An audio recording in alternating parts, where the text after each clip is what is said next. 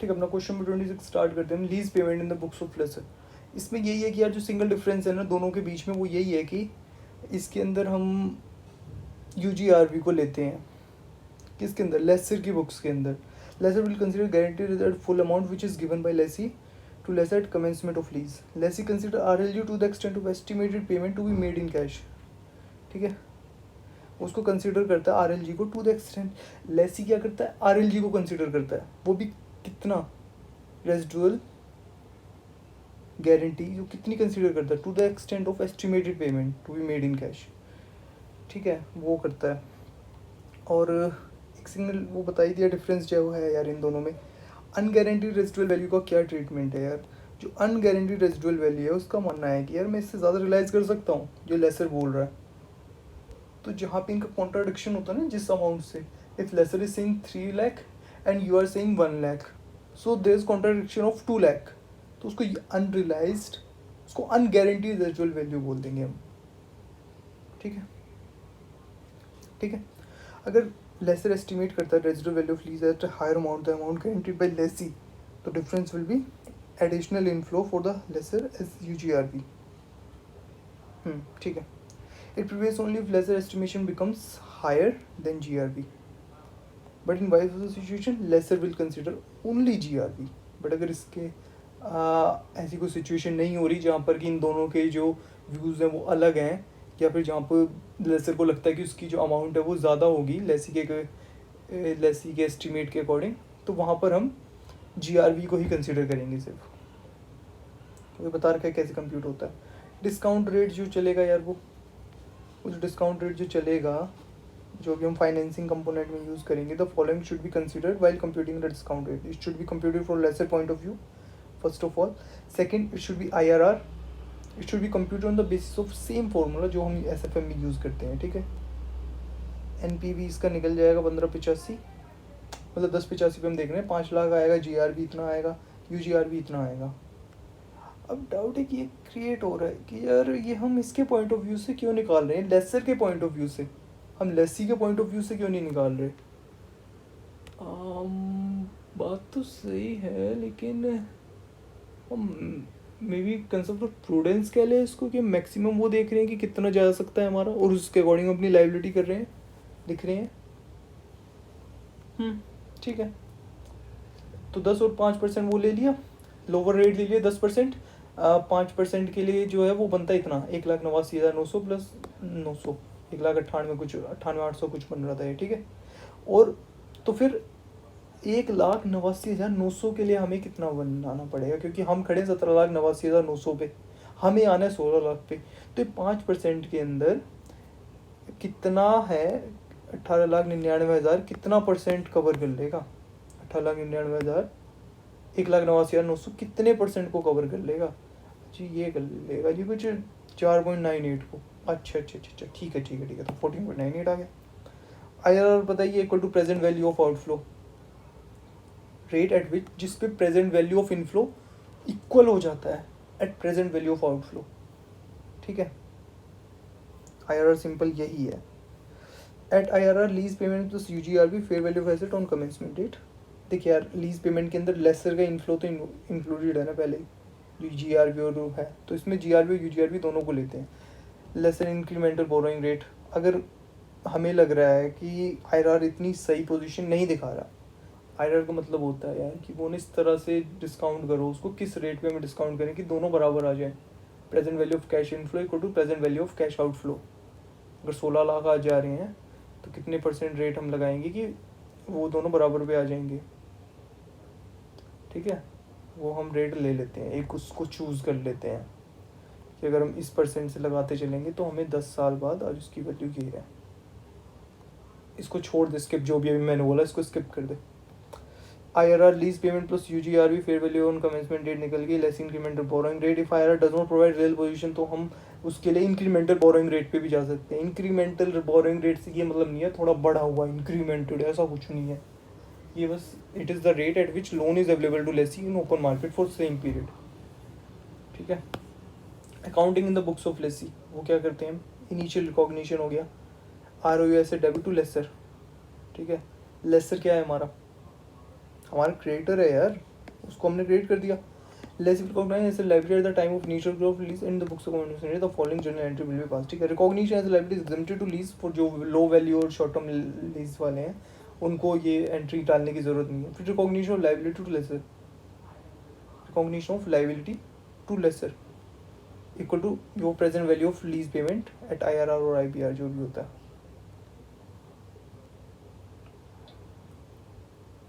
ठीक है, unit first start हो जाती है हमारी रिकॉग्निशन ऑफ ROU एसेट। ये हम क्या क्या करेंगे इसके अंदर involve, present value of lease payment ले ली, कोई अदर कोई डायरेक्ट कॉस्ट है, कमीशन की है, लीगल फीस है, स्टैम्प ड्यूटी एक्सेट्रा, उसको भी ऐड कर लिया।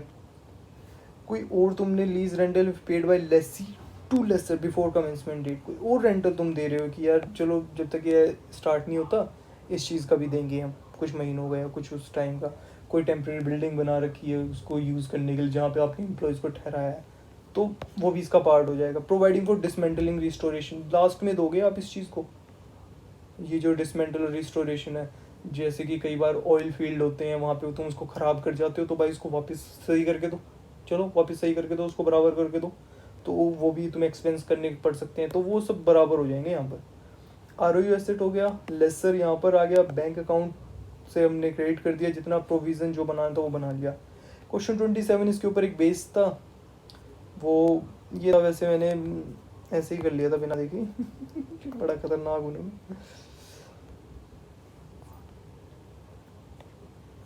ये removal restoration ROU cost may be incurred lease the cost that are incurred during particular consequence using that to कहाँ पर है इसमें लिबॉर ईच ईयर 10 साल का है। ठीक है, 1 लाख लीज पेमेंट हर साल by the rate of LIBOR each year. LIBOR का क्या रेट है 2%, तो 2% से वो बढ़ता रहेगा हर साल। 1 लाख पहले साल में, अगले में 1,02,000, 1,02,000 का 2%, 1,04,440, तो वो लगता जाएगा। ठीक है, इतना इतना इतना इतना इतना इतना ये इतने एंड पे देना है। ये जो अमाउंट है ना ये हमें 10वें साल के एंड पे देनी है। उसकी आज प्रेजेंट वैल्यू कितनी है, 77,000 है। देख रहे हैं, मतलब जो आज दे रहा है उसकी तो 1 लाख ही है। ठीक है, लेकिन जो तू अगले साल देगा 1,02,000, उसकी आज वैल्यू 97,000 है सिर्फ। आज कम है उस चीज़ की वैल्यू, फ्यूचर में ज़्यादा होगी ना। आज यहाँ पे खड़े हो, ये फ्यूचर में खड़े हो, फ्यूचर में इसकी वैल्यू ये होगी। तो भाई आज जिस मतलब हर एक चीज़ का जो इन्फ्लेशन रेट लगा ले, कुछ भी लगा ले, हर एक चीज़ की वैल्यू बढ़ती है। ठीक है, ये प्रेजेंट वैल्यू एक तरह से अगर इसको देखें तो ये फ्यूचर वैल्यूज़ है एक। वैसे ये तेरे लाइफ के कंसेप्ट बता रहा हूँ मैं तेरे को। जितना अमाउंट हो गया ROU एसेट टू वो लाइबिलिटीज कर दी। 28वां क्वेश्चन है ROU asset present value of lease payment ले ली, डायरेक्ट कॉस्ट ले लिए, रेंटल बिफोर कमेंसमेंट डेट जो अभी बताया था, इंसेंटिव्स, कोई इंसेंटिव्स दे दिया यार उसने, जो ट्रांजिट इंश्योरेंस है आपके लेसर नहीं करवा के दे दिया, अरे वाह बहुत बढ़िया, 8,11,000 उसको लेस करो ना, क्योंकि अब इसमें से है ना फ़ायदा हो गया ना आपको। ठीक है, तो उसको कम करो। जी जी बिल्कुल बिल्कुल। बैंक अकाउंट डेबिट हो गया, ये किसकी बुक्स में है, अरे बैंक अकाउंट डेबिट 50,000 हमें मिल गए ना, वापस आ गए ना हमें, ये ट्रीट करके बोल, ये समझ के कर दिया। आई डेंट पे दिस अमाउंट टू लेसर, ये जो 11,000 रुपये हैं ये इसने उसको नहीं पे किए, ये इसने किसी और को पे किए, बट ये पार्ट बनेंगे तेरे ROU एसेट का। ठीक है, इसलिए इसको ले लिया। और ये 8,50,000 जो तुझे पे करने हैं, मतलब अभी तो भाई उसको तू क्रिएटर ही बना के चले गए ना, पहले साल में तो पे नहीं कर दिया ना, धीरे धीरे जितना उसको ड्यू करेगा मार्केट IRR से पे करेगा एक्चुअल से, वो चलता रहेगा। ठीक है, subsequent recognition ROU asset after initial recognition, ROU asset will be carried in books under cost model या रिवैल्यूएशन मॉडल, जो भी डिफाइन कर रखा है इंडेक्स 16 में। एडिशनल पॉइंट्स क्या करने हैं, lessee shall calculate depreciation on leased asset at the end of each year. Depreciation will be based on full life of asset और useful life during lease period। हाँ, depreciation हम compute करेंगे lease asset at the end of each year। Depreciation will be based on full life of asset और useful life during lease period। अगर ये certain है that lessee will buy asset at the end of lease period, then full life should be considered for depreciation, otherwise lease period is best option। अगर ये चीज़ देखो यार certain है, depreciation तो कैसे calculate करेगा on lease at the end of each year। ठीक है, depreciation will be based on full life of asset और useful life during lease period. ठीक है, या तो पूरी ले लेगा या फिर वो ले लेगा। इसके लिए एक नोट ये लिखवा दिया है सर ने कि अगर तुम्हें लग रहा है कि वो परचेज करेगा तो भाई इसकी फुल लाइफ ले लो, बट अगर तुम्हें लग रहा है नहीं तो लीज पीरियड ले लो, then at the end of lease period, then full life should be considered for depreciation, otherwise lease period is best है। अगर नहीं लग रहा तुम्हें ऐसा कुछ है ना, अगर question remain silent lease period ले लो। मेथड ऑफ डेप्रिसिएशन एसएलएम जो स्पेसिफाई कर दिया वो, नहीं तो एसएलएम। लाइबिलिटी टू लेजर, इसका क्या मतलब था, ऊपर भी पढ़ा था, यहाँ फिर से पढ़ रहे हैं। लाइबिलिटी टू लेजर, लाइबिलिटी क्या है लेजर के लिए? As per index liability ledger will be dealt as a normal liability. ठीक है, हमारी लाइबिलिटी टूवर्ड्स लेजर, इसका ये मतलब है लाइबिलिटी टूवर्ड्स लेजर, हमारी क्या लाइबिलिटी है towards, we will accrue interest and will record payment as follow. First में ईयर आ गया, ओपनिंग बैलेंस 1 लाख था जी, मतलब 1 लाख नहीं होगा, इसके अंदर होगा जो तुमने एक रिकॉर्ड कर लिया, मान लो 8,80,000, उसके ऊपर इंटरेस्ट चार्ज करो 10% है जी। पेमेंट कितनी कर रहे हो? 1 लाख कर रहे हैं जी हर साल। ठीक है, पेमेंट एक्चुअल आएगी, IRR नकली आएगा इसके ऊपर। ठीक है, क्लोजिंग बैलेंस तेरा आ जाएगा इसमें। Interest account debit to lessor account, ठीक है, lessor account debit to bank, being payment made as per the contract. इसमें तेरी 1 लाख मान लिया, यहाँ पे तेरा कितना आ गया, IRR लगा के 8,80,000 का 10% ले ले मान ले, तो 88,000 यहाँ आ गया, 1 लाख यहाँ आ गया। ठीक है, ये तो इसके अंदर इन्वॉल्व हो जाएगा जैसे भी, मतलब उसका होगा एक तरह से जो वो अमाउंट होती है ना 1 लाख है, जो भी लीज पेमेंट होती है आपकी ईयरली एनुअल लीज पेमेंट, उसके अंदर ये सब चीज़ें इंक्लूड होती हैं। फिर डेप्रिसिएशन लगाओगे और प्रॉफिट एंड लॉस में दोनों चीज़ों को भेज दोगे। ये याद रखना कि प्रॉफिट एंड लॉस में दोनों चीज़ें आएंगी, इंटरेस्ट भी और डेप्रिसिएशन भी।